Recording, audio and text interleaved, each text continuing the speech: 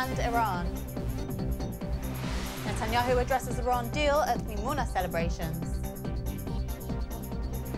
Palestinian killed in clashes with the IDF in the West Bank. This new campaign calls for a show of solidarity against anti-Semitism in Europe.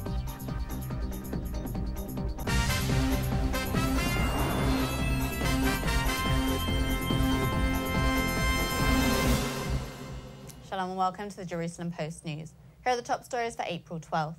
US President Barack Obama responded to Prime Minister Benjamin Netanyahu's skepticism over the recent talks on Iran's nuclear program while speaking at a press conference at the Americas Summit in Panama City yesterday. Now, there's politics and political pressure inside of the United States. We all know that. The Prime Minister of Israel is deeply opposed to it. I think he's made that very clear. I have repeatedly asked, what is the alternative that you present that you think makes it less likely for Iran to get a nuclear weapon? And I have yet to obtain a good answer on that.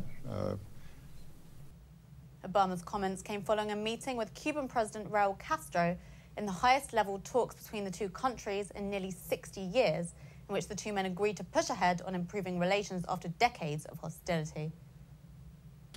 And as a consequence, I think we are now in a position to move on a path towards the future and leave behind some of the circumstances of the past that have made it so difficult, I think, for our countries to communicate.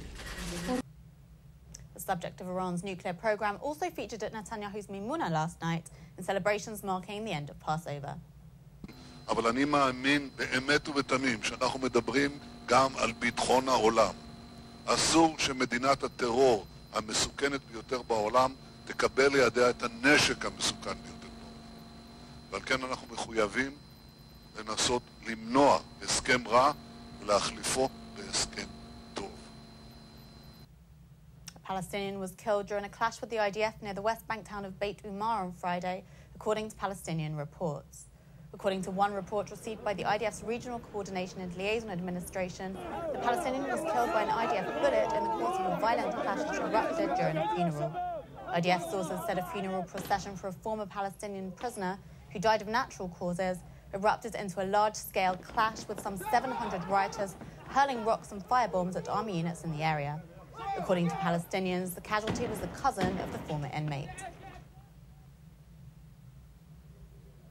And a new campaign against anti-Semitism is calling on Europeans to film themselves wearing kippots and other Jewish symbols to show their solidarity and opposition to rising anti-Semitism. I, too, proudly joined the initiative to increase awareness of anti-Semitism in Europe. I challenge 5 of my Facebook friends to do the same or donate $18. We are all partners in a peace effort to end anti-Semitism and hatred around the world.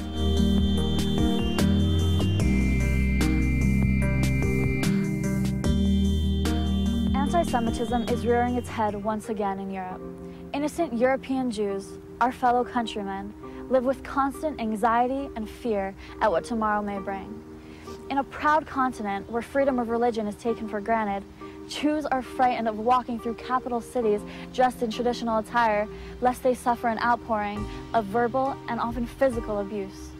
75 years ago, when Jews in Europe were forced to wear a yellow star, the King of Denmark and his subjects all donned identical symbols in a matchless show of solidarity.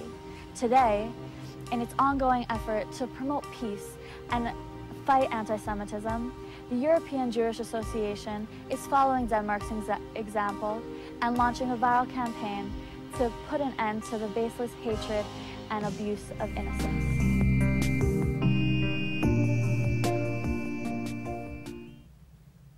That's it for today. We'll be back tomorrow with more news from Israel. Until then, shalom from the Jerusalem Post studios.